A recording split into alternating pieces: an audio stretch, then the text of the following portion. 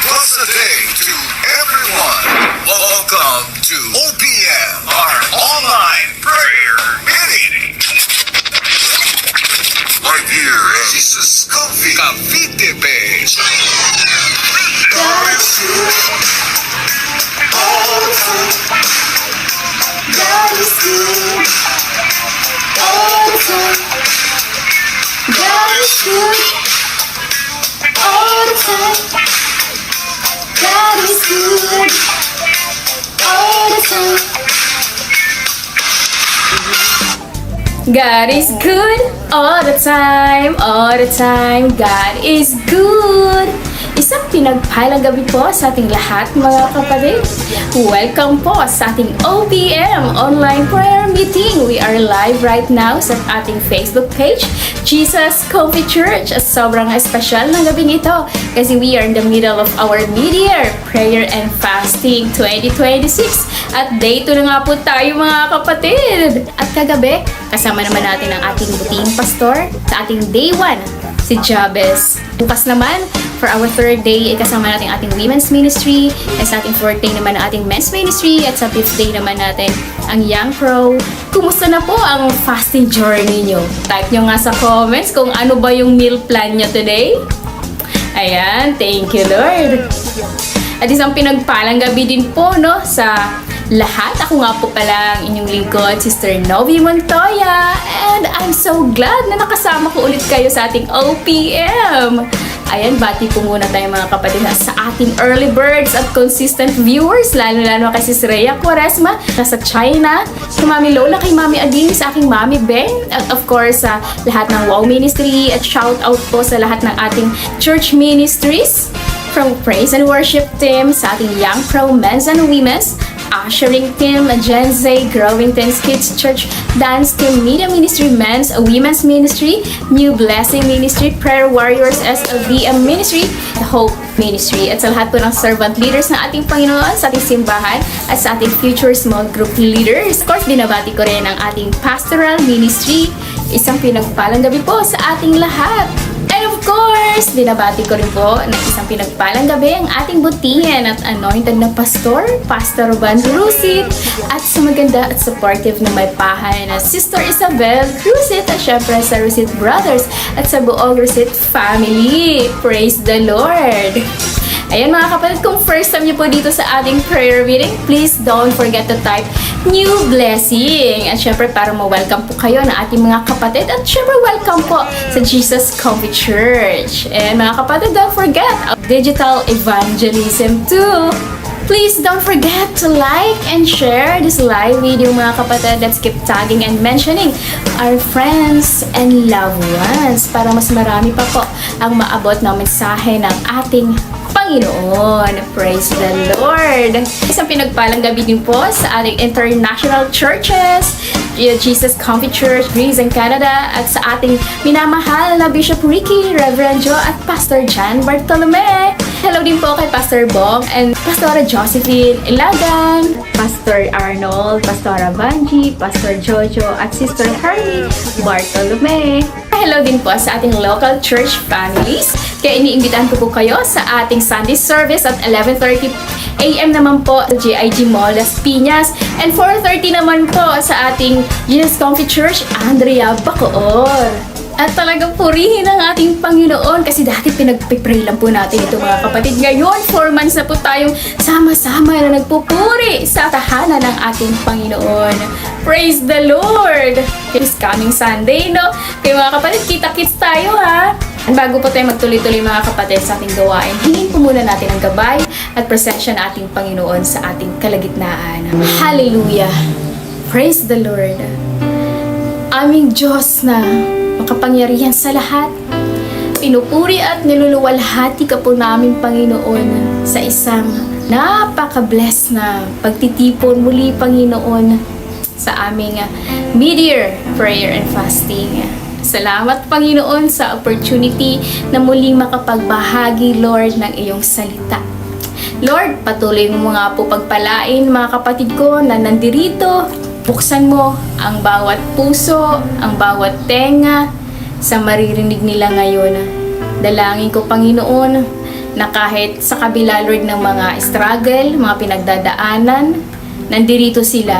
At alam ko, Lord, ang bawat isa, meron din po, Lord, na hinihingi, Panginoon. At Lord, palakasin mo po, Lord, ang iyong mga lingkod, ng iyong mga anak, Panginoon, sa aming day 2 prayer and fasting, Lord, hanggang matapos namin ito, hanggang day 5. Lord, patuloy kang mangusap sa mga anak mo, Lord. I-reveal mo nga po, Panginoon, through dreams, Panginoon, revelation sa iyong salita, sa aming pananalangin, sa aming pag-journal, Panginoon. At Lord, tulungan mo kami, Lord. Palakasin mo pa kami, Panginoon. Nangihina man, Lord, yung katawan namin. Pero, Lord, pinapalakas mo ang bawat espiritu namin. Kaya, Lord, sa bawat nakapakinig ngayon, dalangin ko, magkaroon ng pagbabago ang kanilang buhay. Sasagutin mo yung mga panalangin ayon sa iyong kalooban. I-bless mo, Lord, ang mga kapatid ko with knowledge, wisdom, and understanding. Special blessing sa mga anak mo na kinukumit ang oras na ito para makarinig na iyong salita. Lord, bigyan mo kami ng maayos at malinaw na internet connection. Maunawaan namin ang mensahe mo at gamitin mo rin ang iyong lingkod na maging mouthpiece lahat ng lalabas sa bibig ng iyong lingkod. Ito ay nagmumula sa iyo. Holy Spirit, samahan mo kami sa aming kalagitnaan. Inaalis mo na, Lord, lahat ng distraction, Lord. Lord, marami pang maabot na iyong salita. Kaya muli, Panginoon, tinataas ko, Lord, ang katagumpayan ng aming OPM ngayong gabi, Panginoon. Patuloy mo magpalain ang bawat isa.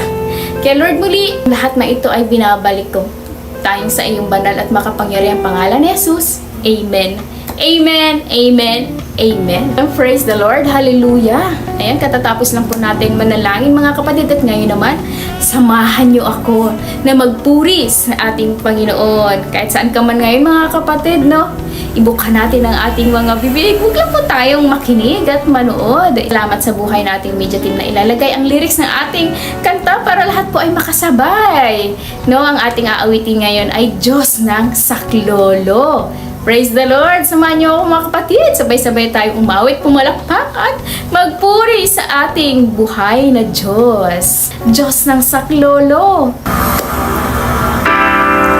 Bundok ng pasubok, ako'y napatingin. Kailangang saklolo, saan mang gagaling? Sabihin sa akin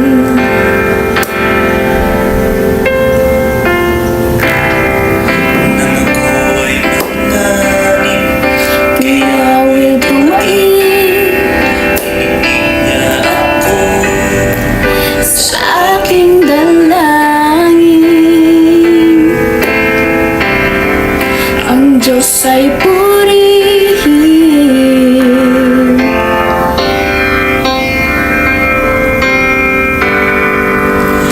Ang hangad kong tulong sa Diyos nagmula, sa Diyos na lumikha ng langit at lupa.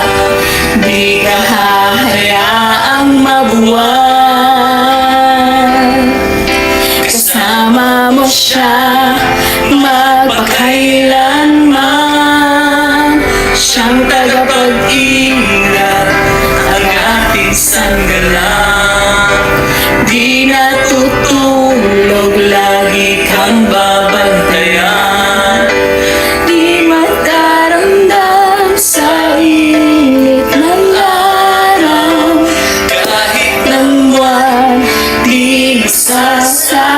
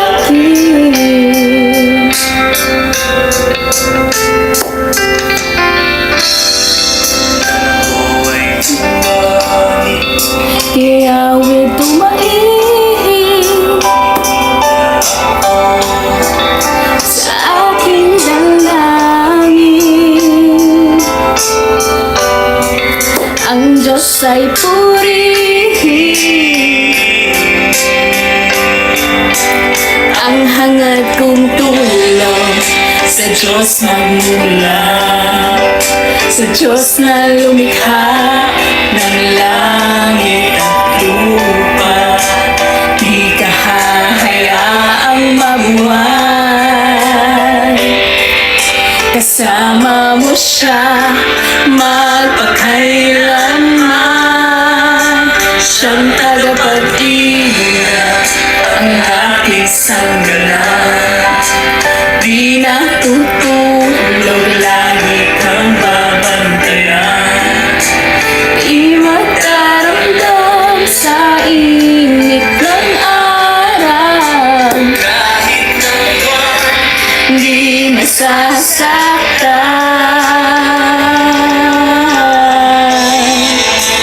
Diyos ng saklolo, siya ang mag-iingat sa'yo. Di ka tabago sa piling mo, hindi maaano. Diyos ng saklolo, siya ang mag-iligtas sa'yo. Di nagbabago sa piling niya, hindi maaano. Ang hangad kong tulong sa Diyos nagmula, sa Diyos na lumikha ng langit at lupa. Di ka hahayaang mabuwag, kasama mo siya magpakailanman. Siyang tagapag-ingat, ang ating sanggalang. Di natutulog, lagi kang babantayan. Di magkaramdam sa init ng araw, kahit ng buwan, di masasaktan.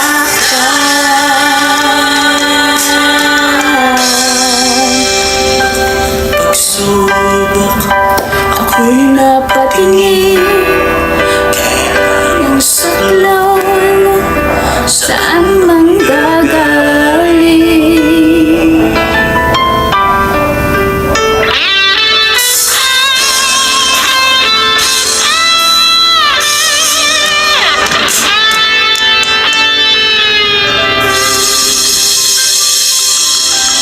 Amen! Praise the Lord, mga kapatid!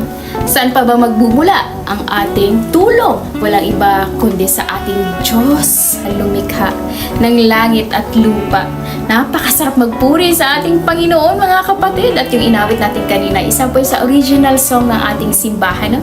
Jesus Coffee Church. Salamat sa buhay ng ating praise and worship team. Kung na-bless po kayo, mga kapatid, sa inawit natin kanina, we invite you to check our YouTube channel. Marami po tayong worship songs, sermons, mga snippets po natin, no? Talagang magpapalakas sa faith nyo. Nasa comment section po natin ang ating link, no, na ating YouTube, Jesus Coffee Las Piñas, and of course, we have also YouTube, no, sa ating Jesus Coffee Church Andrea. Praise the Lord! Patuloy po natin suportahan, mga kapatid, ang ating simbahan by subscribing para po updated po kayo sa lahat ng mga uploads. Praise the Lord! At ngayon, mga kapatid, tara, mag-coffee break muna tayo!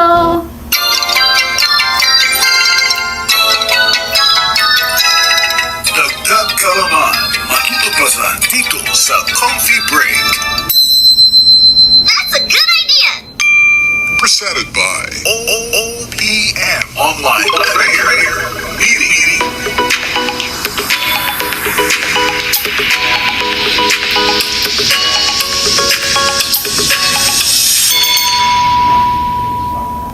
Ayan ang ating Jesus Coffee Break ngayong gabi mga kapatid ay magpapatrivia muna tayo. Ayan. So, ready nyo po mga kapatid, no? Kasi pabilisan tayo sa pagsagot dito. At meron po tayo, syempre, totoong prize mga kapatid na waiting this Sunday. Ito na, sa ating first 3 na makakapag-comment ng mabilis, no? Na may tamang sagot. Ayan, screenshot po mga kapatid.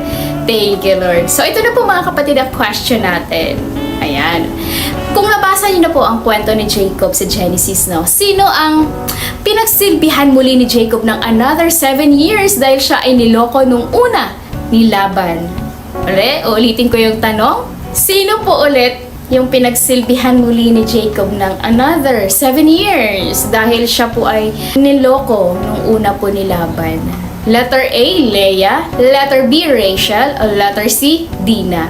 Letter A, Leah. Letter B, Rachel. Letter C, Dina. For sure, no? Alam na to ng mga kapatid natin kasi nabasa niyo na po ito. Ayan, pakisagot na po mga kapatid sa ating comments, no? At paki-screenshot na po yung first 3 po na nakakuha ng tamang sagot. Okay, count po tayo.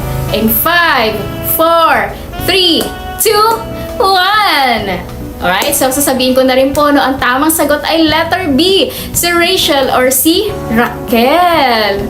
Siya po talaga yung pinakamamahal ni Jacob. Ayan, congratulations po sa lahat nating J Coffee Break winners. Ngayong gabi, you may claim your prize on Sunday mga kapatid, no?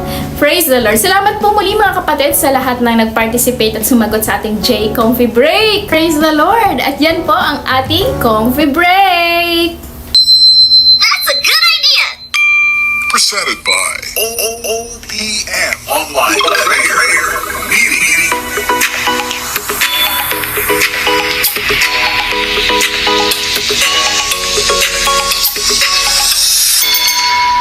Okay mga kapatid, thank you Lord. Kunin na po natin ang ating mga manual at Bible para sa pagbabasa po ng salita ng Diyos. No? Maya-maya sabay po natin na sagutan. Buksan nyo na po ang Bible nyo sa Genesis chapter 32 verse 24 to 28. Genesis chapter 32 verse 24 to 28. At habang binubuksan po natin mga kapatid na ating Biblia, mamaya po after OPM magkakaroon po tayo ng cell group per ministry, no? Kung saan tayo po ay nagkakatipon-tipon para mag-share ng insights at revelations ng ating Panginoon. At thank you Lord mga kapatid. At syempre pinapasalamatan din po natin, no, ang buhay ng ating mga kingdom partners, sa ating mga pledgers, builders, supporters at tithers na walang sawa at talagang may kagalakan at katapatan na nagbibigay para sa gawain ng ating Panginoon. Malakay 3:10, kapag tayo ay tapat, no, siya mismo magbubukas ng durungawan ng langit at ibubuhos ang masaganang pagpapalang siksik, liglig at umaapaw. Hallelujah! Praise the Lord! Kaya kung tinouch ni Lord ang heart mo to give, nasa comment section po natin ang ating GCash number, ang ating BDO account. God bless you 100-fold for your generosity mga kapatid. Purihin ang ating Panginoon. At diyan ka na ba mga kapatid? Sa Genesis chapter 32 verse 24 to 28. Sabay na nating basahin ang salita ng ating Panginoon. Ang sabi dito, in verse 24, naiwang mag-isa si Jacob. Doon nakipagbuno sa kanya ang isang lalaki hanggang pagbubukang liwayway. Verse 25, nang maramdaman ng lalaki na hindi niya madadaig si Jacob, hinampas na ito sa balakang at ang buto nito'y nalinsad. Sinabi ng lalaki, bitawan mo na ako at magbubukang liwayway na. Hindi kita bibitawan hanggat hindi mo ako binabasbasan, wika ni Jacob. 27, tinanong ng lalaki kung sino siya at sinabi niyang siya'y si Jacob. In verse 28, sinabi sa kanya ng lalaki, mula ngayon, Israel na ang itatawag ko sa iyo at hindi na Jacob, sapagkat nakipagbuno ka sa Diyos at sa mga tao at ikaw ay nagtagumpay. Amen. Praise the Lord. Nalain tayo mga kapatid. Maraming salamat o Diyos sa pagbasa ng iyong salita. Pagpalain mo nga po ito Panginoon at gawin mo maging matabang lupa ang puso ng bawat nakapakinig. Lord, samahan mo kami sa aming OPM ngayon, Lord. Mangusap ka, Panginoon, at makikinig kami. Buksan mo, Lord, ang aming puso't isipan sa pagtanggap na iyong salita. Bigyan mo, Lord, kami ng knowledge, wisdom, and understanding, Panginoon. Lord, dalangin ko na magkaroon ng transformation lahat na mapapakinggan namin. Tutubo, lalago, at magkaroon ng maraming bunga. Tulungan mo kami, Lord Jesus, matuto sa buhay ni Jacob ngayong gabi. Kaya muli, Lord, patuloy kang mangusap sa amin, Lord, at makikinig kami. Tinataas namin dito, Lord, sa pangalan mo, Jesus. Amen. Praise the Lord, mga kapatid. Sa mga kapapasok pa lang, welcome po sa ating OPM Special Mid-Year Prayer and Fasting. Isang pinagpalang gabi po muli sa ating lahat, mga kapatid. Grabe, sobrang nakaka-bless na nakasama ko kayo ngayong Tuesday night sa ating day to ng prayer and fasting. Ako nga po pala ang inyong lingkod, Sister Novi Montoya. Day 2 na tayo, mga kapatid, and we still have 3 more days to go. At huwag kang susuko at bibitaw, kapatid, ha? Hanggat wala tayong revelation at encounter sa ating Panginoon. Amen. At sa Saturday po, mga kapatid, masama po tayo sa ating break of fast at the Holy Spirit baptism. No, gaganapin po natin ito sa Jesus Coffee Andrea Bacoor at 7 a.m. Ayan, mga kapatid, kita-kits po tayo, ha? Ayan, mga kapatid, kunin na po natin ang ating mga manual at sabay-sabay po natin, no, sagutan ang bawat katanungan sa ating day 2. Ayan, diretso na po tayo, mga kapatid, sa ating question number 1. Ang tanong po dito, mga kapatid, number 1, nang malaman ni Jacob na paparating si Esau kasama ang 400 na lalaki, bakit kaya natakot at nabalisa siya? Siguro ay may mga sagot na tayo dito, no? Alam niyo po, mga kapatid, kung babalikan po natin sa Genesis 27, sa tulong ng kanyang inang si Rebecca, nilinlang niya po ang kanyang amang si Isaac upang makuha ang blessing na para sana kay Esau. So, nung panahong yun, matanda na po si Isaac. Halos bulag na at handa na po niyang ipasa yung patriarchal blessing sa kanyang panganay na si Esau. Ngunit sa pamamagitan ng pagpapanggap po ay nakuha ni Jacob ang blessing na dapat ay para kay Esau. Dahil dito nagkaroon ng matinding galit si Esau kay Jacob at mula noon, ang pangalang Jacob became more than just a name, kundi naging identity po ito ng isang taong kumukuha ng hindi kanya. Supplanter, deceiver, manipulator. Pero mga kapatid, hindi po doon nagtatapos ang kwento ng Diyos kay Jacob. Kasi bago pa man sila nagkita ni Esau, dumaan muna din si Jacob, no, sa sarili niya school of brokenness. Sa Haran po ay naglingkod po si Jacob kay Laban na tito niya, no, ng 7 years para kay Rachel. Pero sa mismong wedding night, niloko po siya ni Laban. Ang binigay po sa kanya ay si Leah, yung panganay. Kaya nag-serve po muli si Jacob ng another 7 years, a total of 14 years. Na 14 years ng waiting, labor, emotional stretching at hindi pa doon natapos. Maging sa kanyang livelihood, dinaya din po siya ni Laban. Kaya ibig sabihin, ang taong nandin lang noon ay nakaranas din ng panlilinlang. Sabi nga sa Matthew chapter 7 verse 12, sabi ni Jesus doon, do not do to others what you don't want done to you, because you will reap what you sow. Kaya mga kapatid, may kapahintulutan ng Diyos lahat ng nangyari. Hindi para sirain tayo, kundi para i-correct tayo, i-discipline tayo, at i-realign pabalik sa kalooban ng Diyos.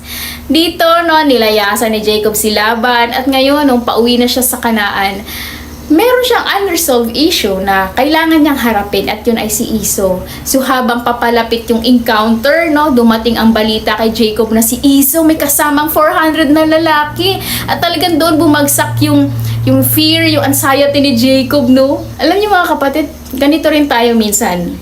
Kapag may atraso tayo sa tao, may nasaktan tayo, may nasabi tayong hindi maganda, or niloko mo siya, may utang ka, automatic nagpapanik ka, diba? At hindi mapakali. Yun bang may kaba sa puso?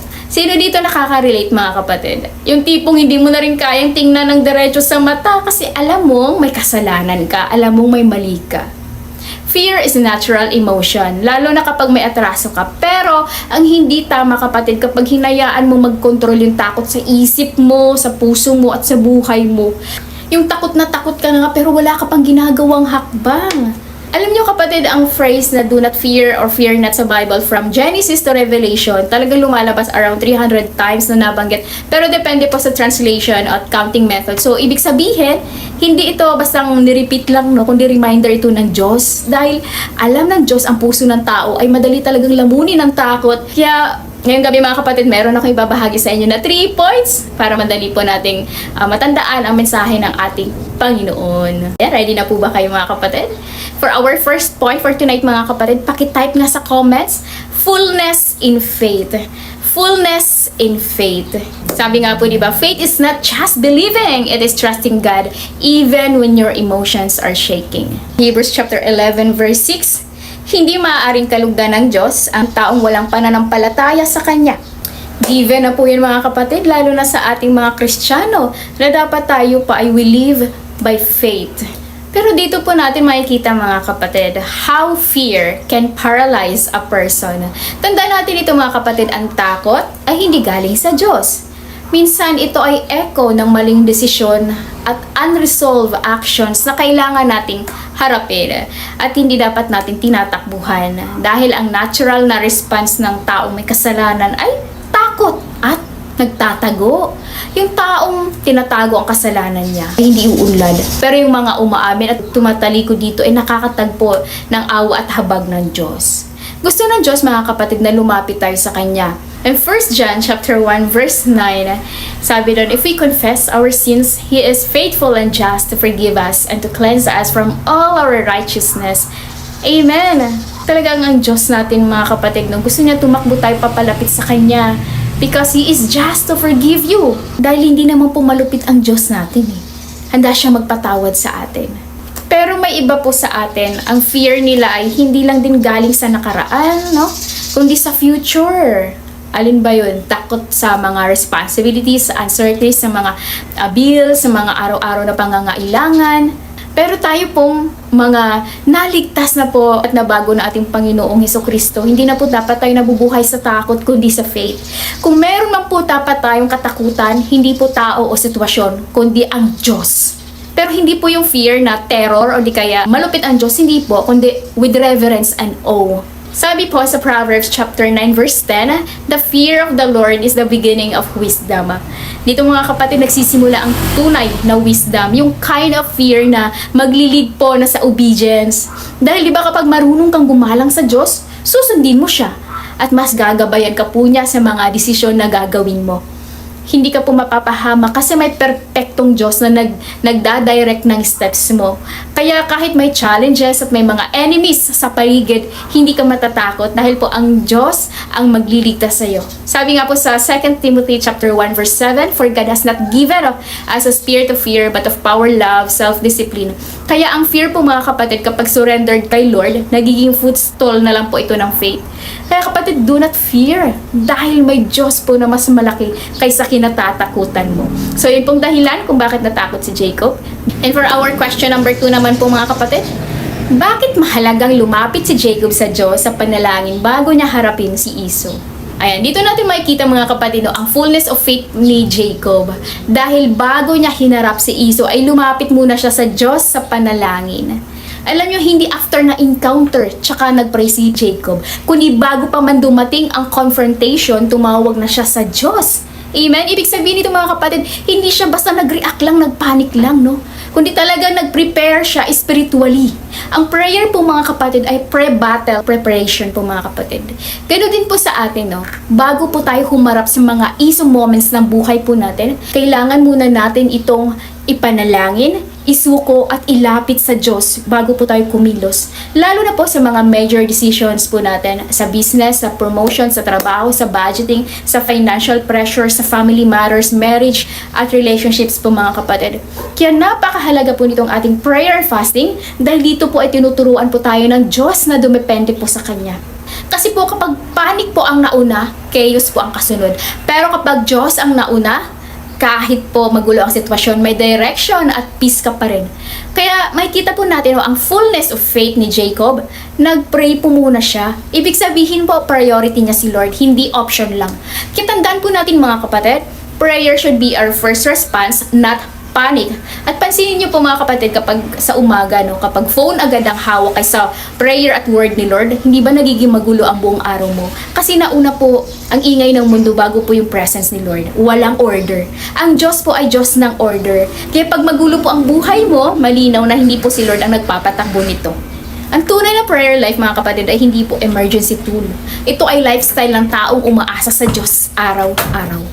Ikaw kapatid, ilang beses ka ba nagpe-pray maghapon? Remember Daniel, chapter 6 verse 10? Talagang 3 beses nagpe-pray si Daniel, no, sa isang araw. Hindi siya yung reactive, kundi consistent siya. Hindi siya yung nagpapadala sa gulo, di ba, sa crisis, sa paligid, kundi grounded siya sa communion. Ganon din tayo mga kapatid, no? Hindi lang po tayo lumalapit kay Lord kapag may problema po tayo. Okay naman po yun, no? Pero dapat nakikipag-usap po tayo kay Lord sa lahat ng season. At ang pangako niya po sa lahat ng tumatawag sa Kanya at lumalapit sa panalangin sa Philippians chapter 4 verse 6 to 7, He will give peace that surpasses all understanding.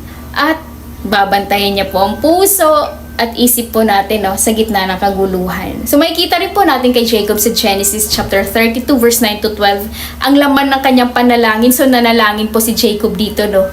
Ang sabi niya po doon talagang with pure honesty, humility at deep dependence yung ginawa ni Jacob. Hindi siya lumapit sa Diyos na may yabang, kundi may pagpakumbabang puso.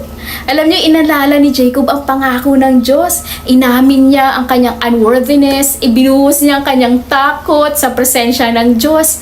At talagang pinanghawakan ni Jacob ang salita ng Panginoon sa gitna ng krisis. Kaya kapag humaharap ka sa iso ng buhay mo kapatid, tumawag ka sa Panginoon. Alalahanin mo, no, yung pangako ng Diyos kasi talagang si Jacob, pinuri niya ang ating Panginoon sa gitna ng kanyang takot. Niremind niya, Lord, di ba, ibibless mo ako, pagpapalain mo ako, Lord, ligtas mo ako, Lord, na baka patayin ako ni Iso. Talagang nalalangin siya at inalala niya kung gaano kabuti ang ating Panginoon. Kaya mga kapatid, kapag humaharap ka sa iso ng buhay mo, tumawag ka sa Panginoon sa panalangin. Dahil sino ba ang may kakayahang maligtas sa atin sa gitna ng kapahamakan at panganib? Walang iba kundi ang Diyos na may likha ng langit at lupa. Psalm chapter 46 verse 1, God is our refuge and strength, an ever-present help in trouble. Sa halip na umasa sa sariling diskarte si Jacob, lumapit siya sa Diyos. Kahit gaano ka pa katalino o kagaling mga kapatid, kailangan mo ang Diyos sa buhay mo.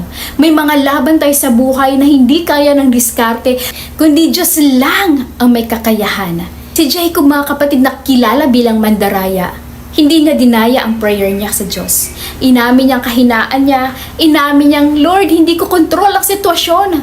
At hindi ko alam ang susunod na hakbang. Kaya sa halip na nagtiwala siya sa sarili niya, pinili niyang lumapit sa Diyos dahil alam niyang ang Diyos ang may kontrol ng sitwasyon at outcome. Jeremiah 33:3. Ito po mga kapatid, no, ang hotline natin sa langit, 24/7. At bukas po ito. Hindi po ito out of coverage area. Tumawag ka lang sa Kanya at sasagot ang Diyos. Kaya ang prayer ay spiritual oxygen po yan kapatid. Kapag wala kang prayer life, unti-unti kang mamamatay. At kapag hindi ka nagpipray, para mo na rin sinasabi, Lord, hindi kita kailangan. Pero yun ang pinakadelikadong ilusyon ng tao mga kapatid. Tandaan nyo kapatid, hindi faith yun, kundi pride. Ang prayer ay hindi para ipaalam sa Diyos ang sitwasyon natin, kundi para i-align ang puso natin sa kalooban niya. Bakit pa ba ako magpipray? Alam mo na naman ang mga panalangin namin. Yes, God is omniscient, omnipotent. Alam niya ang lahat.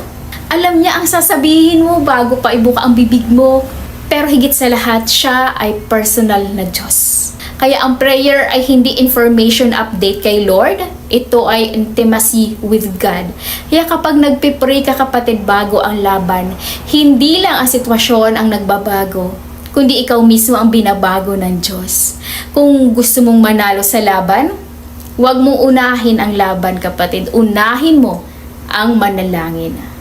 At sa atin namang question number 3 mga kapatid, Ano ang pinapakita ng pakikipagbuno ni Jacob sa Diyos buong gabi? Alam nyo, isa ito sa pinakamisteryosong tagpo no, sa Biblia, sa Genesis chapter 32 verse 24, di ba? Nakipagbuno si Jacob sa isang lalaki hanggang mag-uumaga.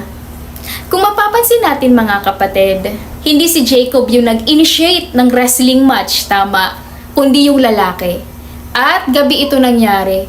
Ang gabi ay madalas na simbolo ng fear, anxiety, confusion at spiritual struggle.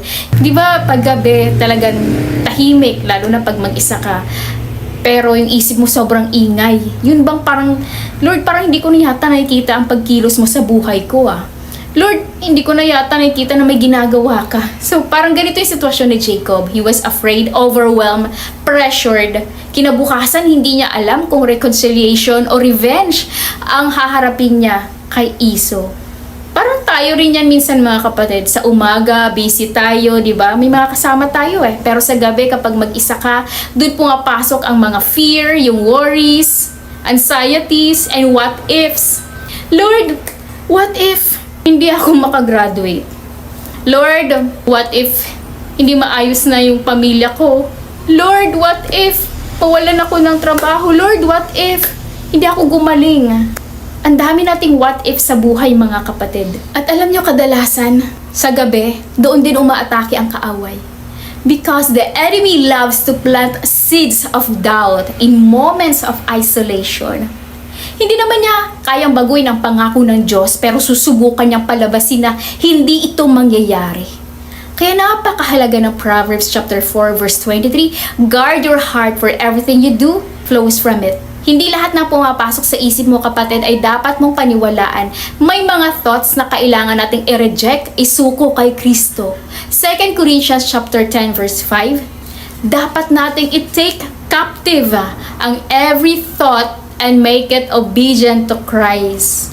Lalo na kapag pagdududa na po yung nasa isip nyo, huwag nyo pong i-entertain because our mind is a battlefield. Minsan hindi naman po talaga problema ang sitwasyon kundi ang interpretation ng isip natin sa sitwasyon. Naaalala nyo ba si David? Ang pagkakasala niya kay Bathsheba ay gabi nangyari. Kaya maraming pagkakataon po sa Biblia, ang gabi ay larawan ng temptation, ng testing, ng sorrow, ng waiting, at spiritual battles. Kung naalala nyo, di ba, si Jesus kasama yung mga disciples niya, natutulog sila. Sabi ni Jesus, gising kayo, gising kayo. Kailangan manalangin kayo. Sabi nga, di ba, dapat na maging pagmatsyag tayo kasi ang diablo ay talagang umaaligid at naghahanap ng malalapa. Kaya for our second point tonight mga kapatid, una, fullness of faith. Pangalawa, pakitype nga po sa comments, fullness and surrender. Fullness and surrender. Alam mo mga kapatid, ang word na surrender, may negative connotation ito. Alam ko, familiar na kayo dito. Kasi ang surrender ay para bang talunan ka, parang sumuko ka. At sino ba naman ang gustong sumuko kapag gusto natin manalo palagi? Si Jacob mga kapatid, fighter buong buhay niya. Palaban talaga siya, no? Parang wala sa vocabulary niya na ang word na surrender. Pero sa kingdom ni Lord mga kapatid, ang surrender is not losing the fight. It's releasing control to God. Ito yung moment na sasabihin mo, Lord, hindi ko na po kayang dalhin lahat ng mag-isa. Yun po yung surrender, no? Lord, hindi ko po kontrolado lahat. Lord, alam ko mas mataas ang kaisipan mo kaysa kaisipan ko. Lord, pinagkakatiwala ko na sa'yo lahat ito. At doon nagsisimula ang tunay na surrender. Because God cannot fill you kapag puno ka pa sa sarili mo. Pero may ginawa ang Diyos kay Jacob. Binali ni Lord ang control spirit ni Jacob. Alam nyo mga kapatid, I was wondering, ano kaya ang naging first reaction ni Jacob nung bigla na lang may nakipagbuno sa kanya sa gitna ng gabi? Kung tayo yun, baka magulat, matakot, o tatakbo tayo. Uy, sino to? Pero imagine niyo po si Jacob. Mentally exhausted, emotionally drained, at may kinatatakutang iso kinabukasan.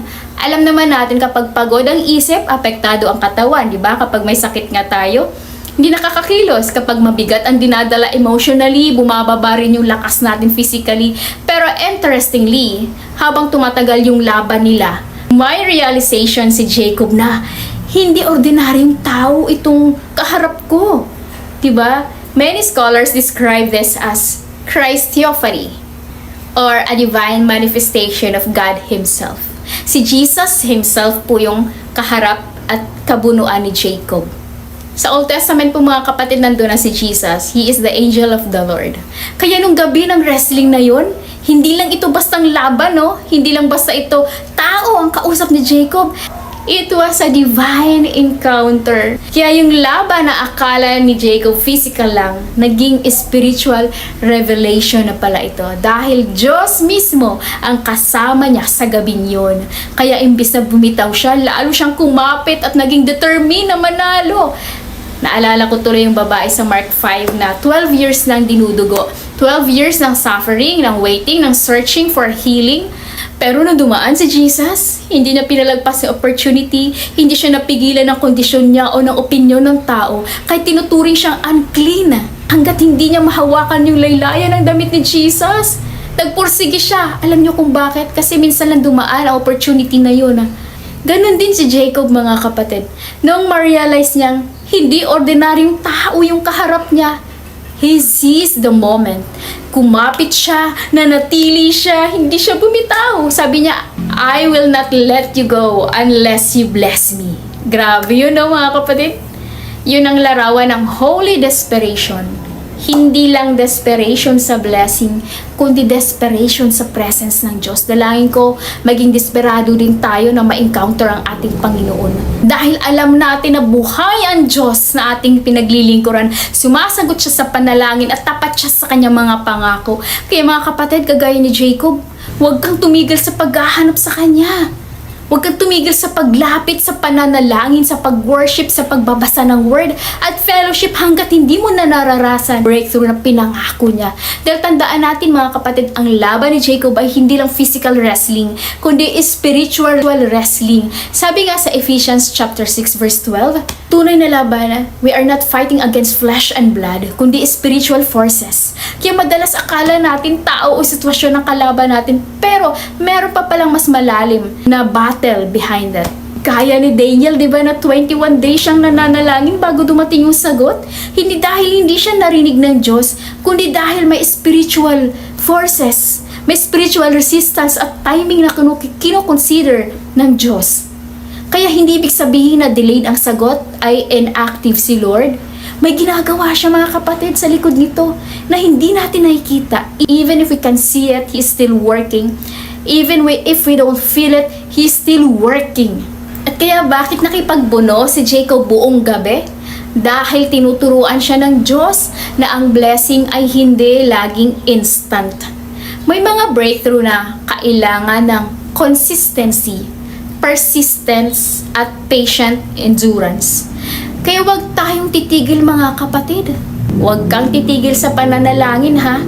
Sa pag-worship at pagtitiwala at ganoon din sa paglilingkod at sa paghahanap sa Diyos. Si Jacob hindi bumitaw kahit hindi pa siya nababago o may immediate result kasi faith is not passive. Sa gitna ng wrestling, doon lumalabas ang tunay nating karakter. Yung pruning, yung refining, hinuhubog tayo ng ating Panginoon kapatid bago dumarating ang breakthrough. Ang pagpapala, ang blessing ng Lord ay dumarating hindi kapag bumitaw ka, kundi mas matinding pagkapit sa Diyos. Kaya sa ating 5 days of prayer and fasting mga kapatid, makipagbuno din tayo sa Diyos. Hindi para pilitin siya na sagutin ang ating mga panalangin, hindi para baguhin ang isip ng ating Panginoon, kundi hayaan niyang baguhin tayo. Dahil minsan, ang pinakamalaking himala ay hindi pagbabago ng sitwasyon o sagot sa ating mga panalangin, kundi ang pagbabago ng ating puso sa tapat na pananalangin. At yon ang nangyari kay Jacob. Kahit dumaan ka kapatid sa pinaka-darkest season ng buhay mo, hindi ka nag-iisa, hindi ka matatakot dahil kasama mo ang Diyos at ang presence niya ang magbibigay comfort at protection sa gitna ng laban. Psalm 23 verse 4, even though I walk through the valley of shadow of death, I will fear no evil, for you are with me. Your rod and your staff, they comfort me. Amen? Here's our question number 4. Bakit binago ng Diyos ang pangalan ni Jacob from Jacob to Israel? Alam niyo mga kapatid, nung una ko nabasa ito, napaisip din ako, Lord, pwede pala yun no? Isang salita lang papalitan na agad ang pangalan. Sa mundo natin, hindi ganun kadali. magpalit ng pangalan. Parang sa birth certificate lang po natin, kapag may typo ng spelling yung pangalan natin, di ba, may mali lang letra. Sobrang daming prosesong pagdadaanan, mga requirements, approvals, ilang years pa para ma-approve or mabago yung pangalan.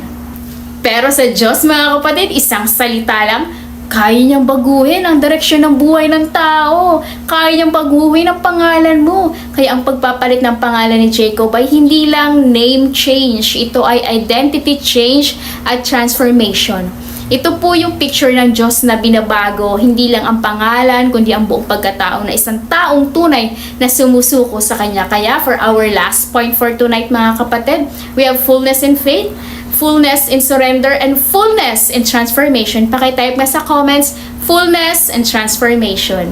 Alam niyo mga kapatid, hindi ka dadalhin ng Diyos sa bagong season kung hindi mo binibitawan ang luma mong pagkatao. Hindi mo pwedeng dalhin sa next level ang dating ikaw na may bitterness sa puso, ma-pride, may unforgiving spirit, may self-reliance at yung ugali na puro na lang sariling diskarte at sariling lakas ang pinagkakatiwalaan, kasi ito mismo ang magiging hadlang sa pagpapala ng Diyos. Kaya ang tanong ko sa inyo mga kapatid, binago ka na ba talaga ni Kristo? Pakitype nga, yes, amen, binago na ako ni Lord. Dahil ang taong binago ni Kristo, makikita ito sa buhay at pag-uugali. Dahil hindi na siya alipin na nakaraan at kasalanan. At higit sa lahat, hindi na siya bumabalik sa kulungan ng dati niyang pagkatao. Sabi sa 2 Corinthians chapter 5 verse 17, if anyone is in Christ, he is a new creation. The old is gone, the new has come. Tayo po ay bagong nilalang na, mga kapatid. At ganoon din po ang nangyari kay Jacob. Dating Jacob na supplanter, deceiver, manipulator. Pagkatapos ng encounter niya kay Jesus, binigyan siya ng bagong pangalan. Israel, isang pangalan ng bagong identity, bagong purpose at bagong destiny, mga kapatid. Ito ang pinangako ng Diyos sa kanya na siya ay magiging ama ng maraming bansa, na siya ay pagkakalooban ng lahi na kasindami ng bituin sa langit at buhangin sa karagatan. At sa kanya nga nagmula yung 12 tribes. At ito nga ang kanyang bagong destiny. Yung mga kapatid, only God can transform a person's identity. Maaring baguhin ang edukasyon ng isip mo, maaring baguhin ang pera, ang estado ng buhay mo, maaring baguhin ang posisyon ng title mo, pero Diyos lang ang may kakayahang baguhin ang puso at pagkatao ng isang tao. Kahit ano pa man ang history mo, kapatid, kapag binago ka na ng ating Panginoon, hindi ka na define ng failures at mistakes mo, ng nakaraan mo, ng opinyon ng tao, ng label ng mundo tungkol sa iyo. Kapag Diyos na ang nagpalit ng pangalan mo. Kapag lumapit kay Kristo, kaya kanyang bigyan ng bagong identity. Because again, only God can rename a destiny without asking permission from your past. Pansinin niyo ito mga kapatid. Bago dumating ang bagong pangalan, may wrestling munang naganap. May brokenness muna. Sabi sa Genesis chapter 32 verse 25, hinipo ng Diyos ang balakang ni Jacob at nalisan ito. Sa kultura po noon mga kapatid, ang balakang ay simbolo ng lakas at kakayahan. Parang sinasabi ni Lord na, "Oh Jacob, yung bagay na pinagkakatiwalaan mo, doon kita hahawakan." Minsan pinapahintulutan ng Diyos na masaktan tayo at inaalis ang mga bagay na inaasahan natin para siya lang ang asahan natin. 2 Corinthians chapter 12 verse 9, my grace is sufficient for you, for my power is made perfect in weaknesses. Kapag mahina tayo, doon nakakayag ang kapangyarihan ng Diyos. Pagkatapos nito, sinabi ni Jacob, hindi kita bibitawan hanggat hindi mo ako binabasbasan. Napakaganda nito mga kapatid, no? Dahil totoo, hindi naman talaga nanalo o nagwagi si Jacob dito dahil mas malakas siya. Nanalo siya dahil hindi siya bumitaw, at ito dapat ang matutunan natin. Pero nakakalungkot na part mga kapatid, no? Maraming tao ang bumibitaw kapag matagal nang walang sagot sa panalangin. Maraming taong gusto sumuko kapag mahirap na ang proseso. Pero madalas ang breakthrough ay dumarating sa mga taong marunong manatili, maghintay. Kung hindi ka binitawan ng Diyos, kapatid, dapat mas lalo kang wag bumitaw. Ngayon ka pa ba susuko? Sama-sama tayo mga kapatid, tumakbo, tapusin yung takbuhin natin. Kung hindi ka sinukuan ng ating Panginoon, kapatid, Hinanap ka niya, natagpuan ka niya. Pinalasap na sa'yo ang mga pagpapala, ang kaligtasan, may buhay na walang hanggan na tayo eh. Huwag ka rin susuko sa Diyos mga kapatid. Kasi mahal na mahal ka ni Lord. Kahit lumayo ka, kahit napakiramdam mo, walang sagot sa panalangin, ang Diyos natin kapatid, hahanapin at hahanapin ka niya. Iniwan niya nga ang 99 para sa'yo. Kaya huwag ka rin susuko kapatid. Pero alam niyo ang nangyari talaga dito mga kapatid. Hindi naman talaga tinalo ni Jacob ang kaharap niya, ang Diyos. Kasi walang nilikha ang kayang talunin ng manlilikha. Kung tutuusin, kayang tapusin ng Diyos ang laban nila anumang oras. Pero bakit niya pinahintulutang tumagal ito buong gabi? Dahil hindi objective ng Diyos na talunin si Jacob, ang objective niya ay baguhin si Jacob. At minsan ganun din tayo mga kapatid na sa ating sa mga panalangin natin. Minsan kasi ang iniisip lang natin yung sagutin agad ni Lord yung prayer natin, makuha agad natin yung sagot. Pero alam niyo, mas interesado ang Diyos na baguhin muna tayo habang naghihintay.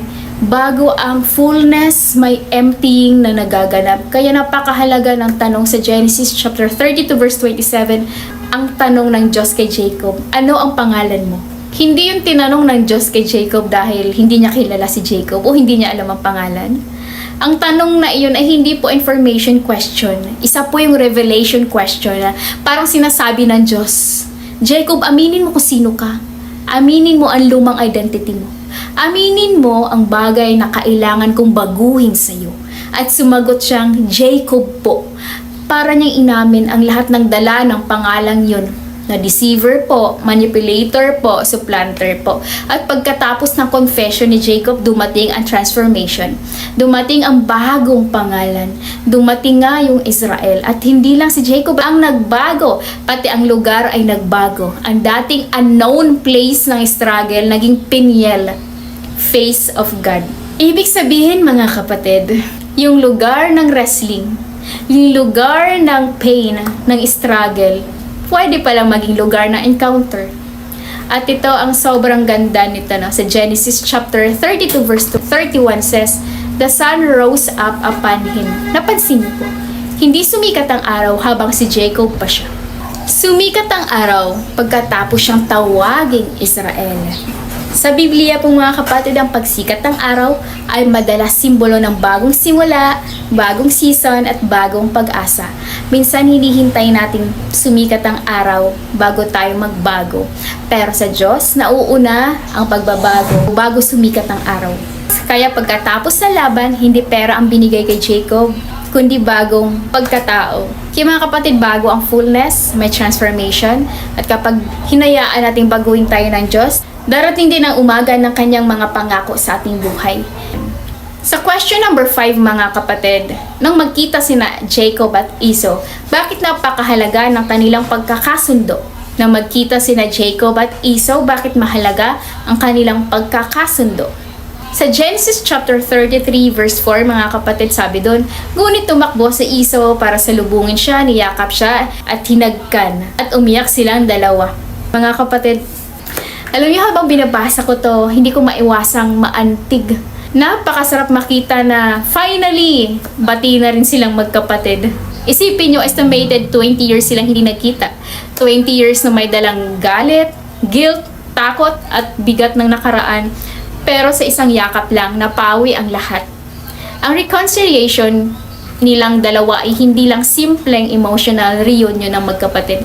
Ito ay spiritual proof na kayang ibalik ng Diyos ang anumang nasirang relasyon, dulot man ng kasalanan, pagkakamali o sugat ng nakaraan. Kaya mga kapatid, ang tanong, meron ka bang Esau sa buhay mo? Hindi man 20 years, pero isang linggo, isang buwan, isang taon na may kinikimkim kang sama ng loob. May tao bang hindi mo pa napapatawad hanggang ngayon? Kasi minsan mga kapatid, problema ay hindi lang yung nangyayari sa atin, kundi yung hindi natin kayang i-release. Alam nyo, habang binabasa ko ang kwento ni Jacob, may na-realize ako dito. Hindi naman pala talaga si Esau ang pinakakalaban ni Jacob. Alam nyo kung sino? Yung sarili niya mismo, ang kanyang puso. Minsan nakala natin ibang tao, trabaho, negosyo, ministry ang problema, pero tayo pala ang gustong baguhin ng Diyos. Bago inayos ni Lord ang relasyon ni Jacob kay Esau, inayos muna niya si Jacob. Ganon din sa atin mga kapatid. Minsan hinihingi natin, Lord, baguhin mo naman ang sitwasyon ko.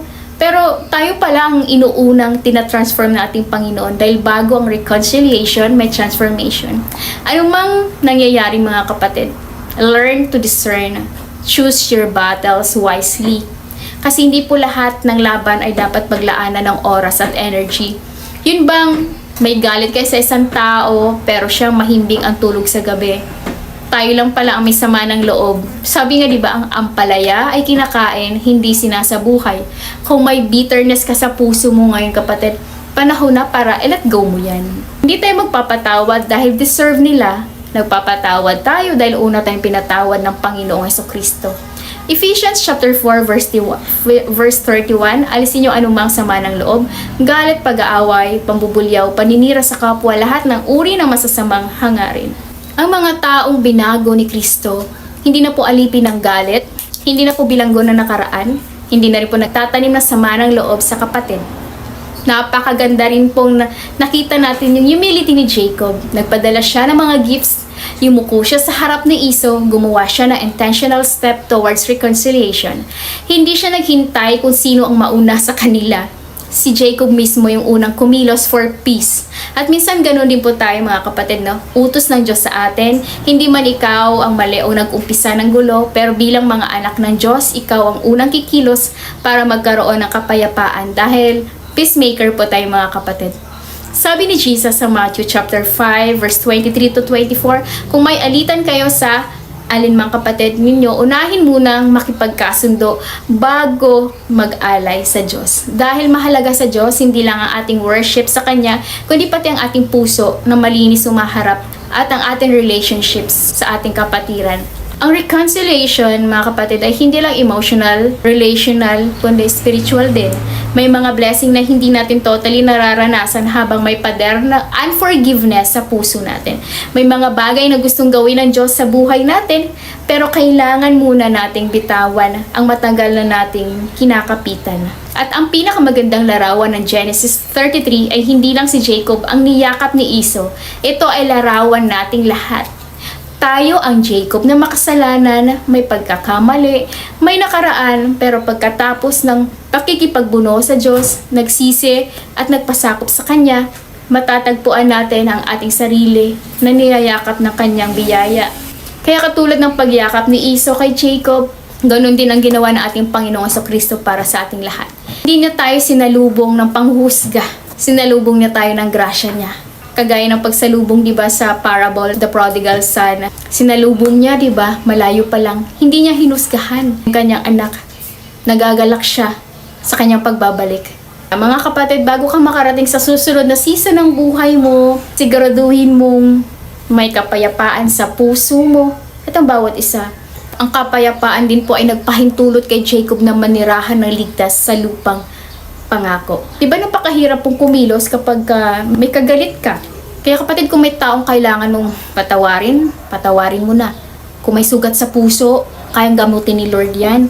Sa grasya ni Lord, magagawa po natin ito mga kapatid. Dahil hindi na po tayo alipin ng bitterness. Nang tanungin niya si Jesus, diba, ilang beses ba dapat tayong magpatawad? Sumagot siya ng 77 times. Hindi po literal na 490, kundi completeness, tuloy-tuloy at walang sawang pagpapatawad po sa mga kapatid natin. Ito po ay dumadaloy mula sa pusong binago ni Kristo. Dahil ang anak ng Diyos na nagpanumbalik kina Jacob at Esau ay siya ring Diyos na kaya magpanumbalik ng anumang nasirang relasyon. Anumang sugat yan kapatid, at kung yung puso mo ay buong nagpapakumbabang sinusuko natin yan sa Kanya, patatawarin tayo ng ating Panginoon. Hindi lang binibigay sa ating second chance, kundi maraming chance. Kaya kapatid, mahalaga po no, na makipagkasundo na po tayo sa ating mga kapatiran. For our number 6 question, sinabi ni Jacob na pinagpala siya ng Diyos at mayroon siyang sapat. Ano ang tinuturo nito tungkol sa kabutihan ng Diyos? Sa Genesis chapter 33 verse 11 mga kapatid, sabi ni Jacob, tinanggap ko ang aking kaloob sapagkat pinagpala ako ng Diyos at mayroon akong sapat. Alam niyo, pinakita dito ang pagpakumbaba ni Jacob. Inamin niya na hindi siya karapat-dapat sa lahat ng kabutihan ng Diyos. Kinilala niya ang lahat na meron siya ay biyaya at grasya lamang ng Diyos. Mga kapatid, Hindi na ito galing sa dating Jacob, no? Yung nagsasalita dito, na umaasa sa diskarte, pandaraya at sariling lakas para makuha ang blessing. Ito ay Jacob na binago na ng Diyos. Blessing na ang humahabol sa kanya. Dati takot siyang mawalan, no? Ngayon, kaya na niyang magbigay ng sobra-sobra pa. Napansin niyo ba ang pagbabago? Kaya nasabi ni Jacob na mayroon akong sapat. Kasi dumaan siya sa brokenness, sa fear, sa waiting, sa mga struggles, no, sa surrender, sa wrestling and transformation. At pagkatapos ng lahat ng yun, sa kanya nasabi, Lord, sapat na. Mga kapatid, minsan gusto natin ng blessing, pero ayaw natin ng proseso. Gusto natin ng breakthrough, pero ayaw naman natin ng breaking. Gusto natin ang promotion, pero ayaw natin ng preparation. Pero sa buhay ni Jacob, mga kapatid, nakikita natin na binago muna ng Diyos ang kanyang puso bago niya naunawaan ang tunay na kahulugan ng sapat.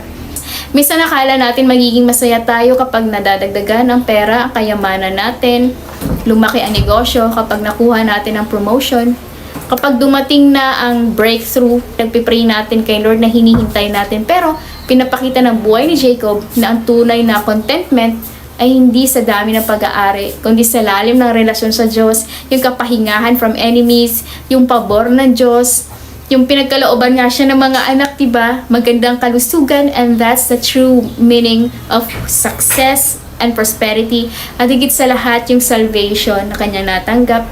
Kaya nasabi niya, mayroon akong sapat, hindi dahil kumpleto na siya sa resources, kundi dahil natagpuan siya ng Diyos na source ng lahat. May mga taong maraming ang pera, pero wala namang kapayapaan, hindi nakakatulog sa gabi. May mga taong maraming blessings, pero hindi pa rin sila masaya at kulang pa rin.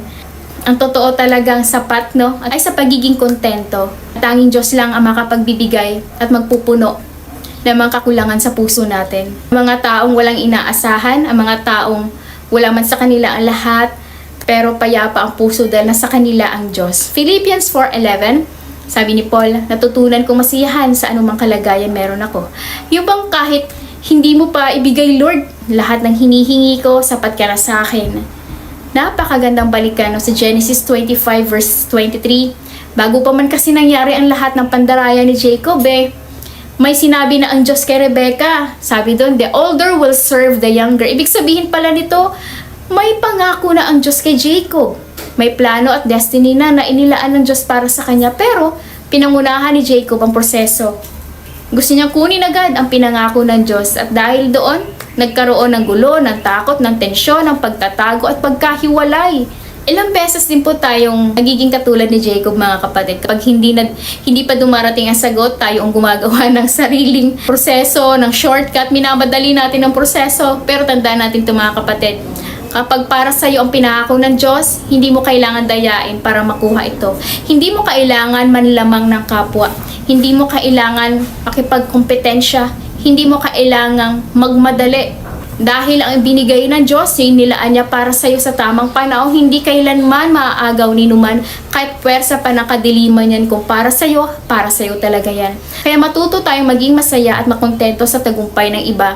Matuto tayong magpasalamat sa mayroon tayo. Matuto tayong maghintay sa timing ng Diyos. Hindi habang buhay, tatakbo tayo ng tatakbo. Mas okay na tumakbo dahil hinahabol tayo ng pagpapala, kaysa habulin tayo dahil nanloko tayo ng kapwa. Ang kabutihan ng Diyos, mga kapatid, ay hindi lang nakikita sa mga bagay na ibinibigay niya. Nakikita rin ito sa mga bagay na hindi niya binigay para protektahan tayo. Sa mga paghihintay na ginagamit niya para ihanda tayo, at sa mga prosesong ginagamit niya para baguhin tayo. Mga kapatid, baka may hinihintay ka pa rin ngayon. Pero habang naghihintay ka, don't miss this season. Learn to see God's goodness in every situation and what you already have. Sabi nga diba sa 1 Thessalonians 5:16-17, magala kayong palagi, manalangin kayo palagi, magpasalamat kayo lagi sa Diyos sa anumang season at pagkakataon. Kasi mga kapatid, minsan kakatingin natin sa wala tayo, nakakalimutan natin ang napakarami palang pagpapala na binigay ng Diyos sa atin. Ang tunay na pagpapala ay kapag natuklasan mong sapat na ang Diyos sa buhay mo. Kahit wala ka pa ng lahat ng hinihingi mo, Dahil ang tunay na blessing ay hindi lamang material, kundi relasyon sa Diyos. Wala man tayo dito sa mundo na mga bagay na hinahangad natin, pero sa langit, may reward na naghihintay sa atin. Dahil ang tunay na blessing ay hindi lamang material, kundi relasyon sa Diyos, ang presensya niya ay sapat na, ang pabor, ang kapayapaan, ang pag-ibig ng Diyos. At kapag nasa iyo ang Diyos, may sapat ka ng dahilan para magpasalamat. Amen? Kaya mga kapatid, kwento ni Jacob, hindi lang ito istorya na isang lalaking nagbago. Ito ay preview ng mas malaking ginawa ni Kristo. Ang panlilinlang po kapatid ay hindi galing sa Diyos. Kung maalala nyo, di ba sa Garden of Eden, si Adan at si Eva, tinukso sila, nilinlang sila sa Satanas. Pero tayo, we have the power to resist the devil, yung mga temptation na yan. Dahil kung si Jesus nga tinukso sa lahat ng paraan, pero hindi siya nagkasala. Kaya tularan natin ang ating Panginoong Jesucristo.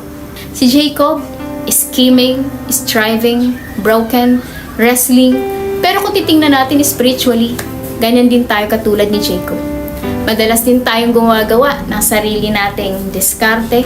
Akala ng iba maliligtas sila sa sarili nilang gawa. Pero malinaw ang sabi ng word ni Lord sa Ephesians chapter 2 verse 8-9, hindi tayo maliligtas dahil sa works, kundi dahil sa grace through faith.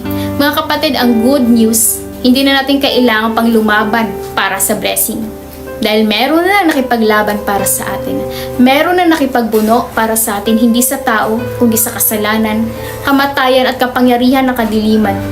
Tayo ang unang hinanap ng ating Panginoon. Ang Diyos ang lumapit sa atin. Siya ang nakipagbuno para tayo ay maligtas. Siya ang gumawa ng kapayapaan.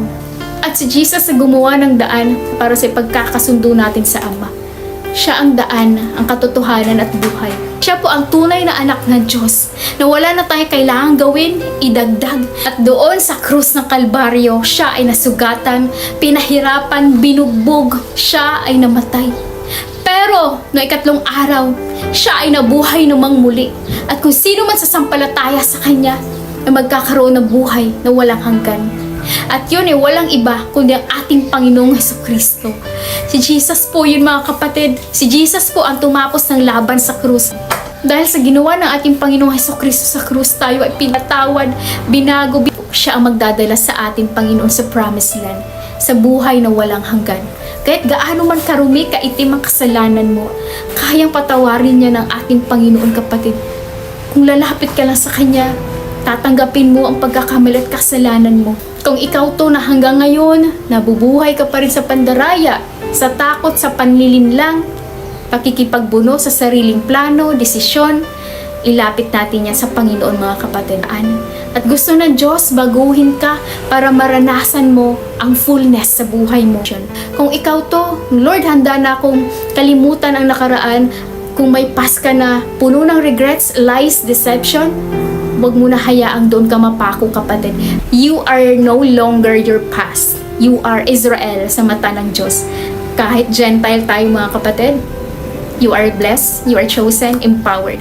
Kaya mga kapatid, kung nandito ka, na Lord, handa na akong isuko ang lahat, sabayan niyo lang ako sa panalangin natin. At hingi tayo ng kapatawaran sa ating Panginoon. Oras na ito mga kapatid, kung ikaw to na gusto ng pagbabago sa buhay, magkaroon ng buhay na walang hanggan, itaas mo ang kamay mo, ibuka ang bibig, at sabayan niyo ako sa ating panalangin. Yes, Lord, hallelujah. Panginoong Jesus, kailangan kita sa buhay ko. Panginoon, inaamin ko po na ako'y isang makasalanan. Patawarin mo ko, Lord. Kung ako man ay nanlilang, nandaya sa aking identity. Binubuksan ko po, Lord, ang aking puso. Pinapapasok kita at tinatanggap bilang Panginoon at tagapagligtas. Isulat mo, Lord, ang aking buong pangalan sa aklat ng buhay sa langit. Maraming salamat po, Lord, sa kapatawaran ng aking kasalanan. Tinatanggap ko ito sa pangalan ni Jesus. Amen. Amen. Amen. Amen. Amen. Amen. Praise the Lord, mga kapatid. Kaya sa mga sumabay po sa ating prayer kanina, Congratulations dahil tinanggap niyo natin Panginoon Jesucristo. Meron na po kayong buhay na walang hanggan. And one more time mga kapatid, sabayan niyo ako as we end. You can agree with me. You can say Amen. Praise the Lord. Hallelujah. Amen. Praise the Lord. Hallelujah. Yes, Lord. Tunay na pinagpala mo kami na iyong salita. Dalangin namin, Panginoon, lahat na aming narinig ngayon, ito ay maitanim sa aming puso, sa aming sipan, lalago at magkaroon ng maraming bunga. Salamat, Lord, sa kwento ni Jacob. Tinuruan mo kami, Panginoon, kung paano gumawa din ng daan para sa ipagkakasundo. Salamat, Panginoon, dahil marami kaming natutunan ngayon kung paano, Lord, na manatili kami sa aming pananampalataya, sa aming pagsuko sa iyong kalooban, at ganun din, Panginoon, makakamit namin yung transformation pagkatapos ng lahat ng aming wrestling, aming pakikipagbuno. Tulungan mo kami, Lord, na lalo pang kumapit sa iyo, manampalataya, Panginoon. Salamat sa mga kapatid ko nandirito. Pagpalain mo po sila, Lord. Salamat, Lord, sa tagumpay ng aming day 2 ng aming prayer and fasting. Dalayan ko, Panginoon, patuloy kang mangusap sa mga kapatid ko. And Lord, I pray sa bawat isa, may mga hinihintay man silang mga sagot sa panalangin, Lord. Turuan mo sila na maging patient, Panginoon, kagaya ni Jacob na naging persistent, hindi tumitigil sa kanilang pananampalataya, sa kanilang pagsamba, sa pagkapit, Panginoon, hanggat hindi nakukuha ito at yung breakthrough na pinangako mo. Anak mo kami, Panginoon, kaya yung pabor ay mararanasan namin. Lord, napanalangin ko, Lord, mga kapatid ko na nakakaranas, Panginoon, na may sakit sa mga oras na ito, masakit ang ulo, may dinaramdam, mga kapatid namin, Panginoon, na nagda-dialysis, Panginoon, mga nasa hospital, Lord, in Jesus' name, wala imposible sa'yo. Lahat, Lord, ay kaya mong gawin, kaya mong pagalingin, Panginoon. At Lord, ikaw na rin ang magpo-provide. Bigyan mo sila ng comfort at kapayapaan nagmumula sa iyo. At Lord, sa mga future ng mga bayarin, mga pag-aalala po, Lord, ng bawat nanay sa pagbabudget sa loob ng tahanan, Lord, bigyan mo sila ng wisdom, Lord, pagdating sa finances, Panginoon. Ganon din po, Lord, sa mga estudyante, give them wisdom, Lord, sa kanilang pag-aaral, makita ka sa buhay nila, yung liwanag sa magawa ng kanilang kamay, patuloy mo po sila, Lord, na pagpalain, na makapagbigay pa, Lord, makapagbalik, Panginoon, ng nararapat sa iyo. Kaya, Lord, sa bawat isa, sa mga trabaho, sa mga business, Lord, you will continue to expand, Panginoon. Ikaw mag-close deal, more bookings pa, Panginoon, protection din po, Lord, sa mga naghahanap buhay. At ganun po, Lord, sa simbahan mo na patuloy mong patatagin, Panginoon, hanggang sa iyong muling pagbabalik. Manatili kami matatag, Panginoon, at tapat. Salamat din po, Lord, sa simbahan na tinayo mo in Jesus Comfy Andrea na ngayon ay sama-sama na kami nagpupuri, Panginoon. Ganun din, ingatan mo kami, Lord Jesus. Palakasin mo pa kami, Panginoon, aming espiritu, ang aming pangangatawan, Panginoon. Patuloy ka, Lord, na mangusap sa amin through dreams, Lord, revelations, Panginoon. Hindi kami titigil, Panginoon, hanggat hindi mo, Lord, na hindi ka namin maranasan, ma-encounter. Kaya muli, Lord, pinapasalamatan ka namin sa gabing ito, Panginoon. Bigyan mo kami ng maayos sa pagtulog, Panginoon. At bukas, sa aming day 3, ikaw po, Lord, ang patuloy na magbigay ng lakas sa amin. Kaya Lord, muli, tinataas ko, Lord Jesus, ang gabing ito ang katagumpay namin gawain, Lord Jesus, sa pangalan mo, Jesus. Amen. Amen, amen, amen. Praise the Lord. Thank you, Lord, mga kapatid. Thank you for joining us again tonight, mga kapatid. Ako nga po pala ang inyong likod, Sister Novi Montoya. Kung sumabay ka, kapatid, kanina sa ating panalangin, congratulations ulit at meron ka ng buhay na walang hanggan. Kaya patuloy po tayong lumago, mga kapatid, sa ating pananampalataya. Kaya iniimbitahan po namin lagi kayo sa ating Sunday service sa GIG Mall, 11:30 a.m. Ganon din sa Andrea Church, Bacoor, 4:30 a.m. Let's declare, I am a child of the Most High God. I am blessed. I am full of wisdom, full of power, full of potential. I can do all things. I will overcome. I have a great destiny in Christ. I believe it. I receive it in Jesus' name. Amen. Power is in you, Messiah. And that's the Lord Jesus Christ, the King of Kings and the Lord of all Lords. Kaya once again, mga kapatid, thank you for joining us again tonight. Keep shining brightly for Jesus. Bye!